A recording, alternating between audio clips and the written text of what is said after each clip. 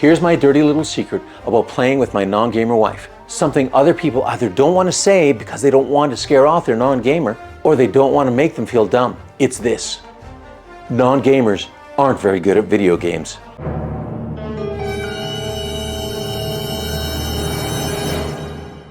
But they indulge us. So the other day, she indulged me by letting me help her in the 1000 Moz dungeon. Why?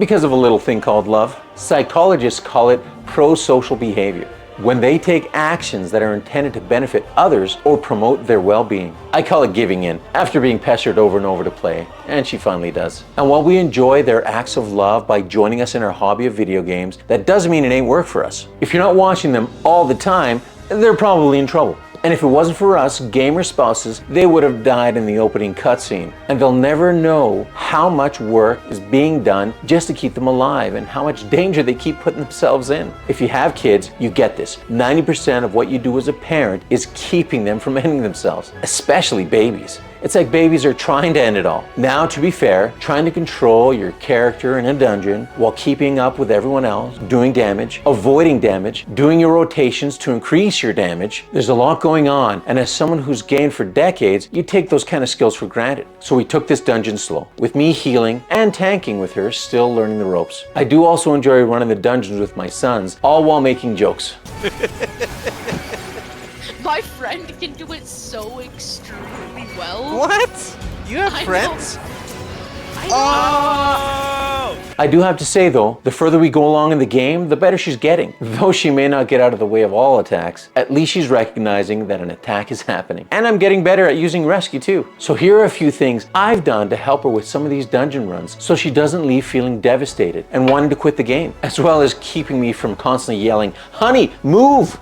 1. On top of her doing her normal quests, I also do the dungeons with her with either just me or the boys. I'm so relieved that in Final Fantasy XIV, we could do dungeons with unrestricted party settings. Sure, we get no XP, but let's be honest, the game gives a butt ton everywhere else. That, and I craft all the necessary gear that she needs, so getting dungeon loot isn't even that important. This helps her feel relaxed in knowing that she isn't hindering a random player or worried that she's gonna do something embarrassing. We take our time, talk about the mobs and the bosses, and enjoy a nice stroll through death and destruction. The second thing I do is I prepare beforehand by doing the dungeons and bosses myself, knowing where the pitfalls are and making mental notes of surprises, so she's not worried about doing something wrong. Now, luckily, I've done all these dungeons countless of times that I usually watch YouTube and listen to music while I'm doing them. Am I the only one? What do you guys have on your second screen when playing? And then, when in the dungeon, I get her to focus on one skill at a time and build on that. The first is start with simple movements from place to place. Now, Final Fantasy XIV is pretty user-friendly as the dungeon's on rails, preventing you from going the wrong way. But that doesn't mean that she doesn't find a way to get lost. Second is we continue to work on a rotation. Simple mobs, bosses, getting her more comfortable with new abilities,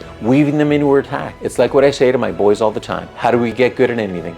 Practice. And then when we enter a boss fight, I just get her to focus on her movement around the arena and watch for incoming damage, moving around the arena and taking a shot here and there, getting her comfortable with watching the screen and not just her fingers. We'll take down the boss eventually, but let's get her comfortable with just moving. So as time goes on, we still incorporate all these things, her movement, her rotation, watching the boss and recognizing what to do accordingly. And lastly, the biggest thing I do with her when it comes to playing this game, the most important thing I tell her is, if you like the video on YouTube, hit the like button and hit subscribe if you want to see more. And it's just like that. I keep things light and fun, joking around and just enjoy her company, encouraging her that it's no big deal, that we're doing something together, and that's what matters. Now, the truth is, I really don't mind this at all. Explosions going off, helping her with her rotation. I don't want her to feel overwhelmed. I don't want her to feel frustrated and feel that she's never gonna get it. And she is getting it. She is getting better. It even brings a tear to my eye. We'll make a gamer out of her yet. Maybe I should get her a controller. What do you guys think?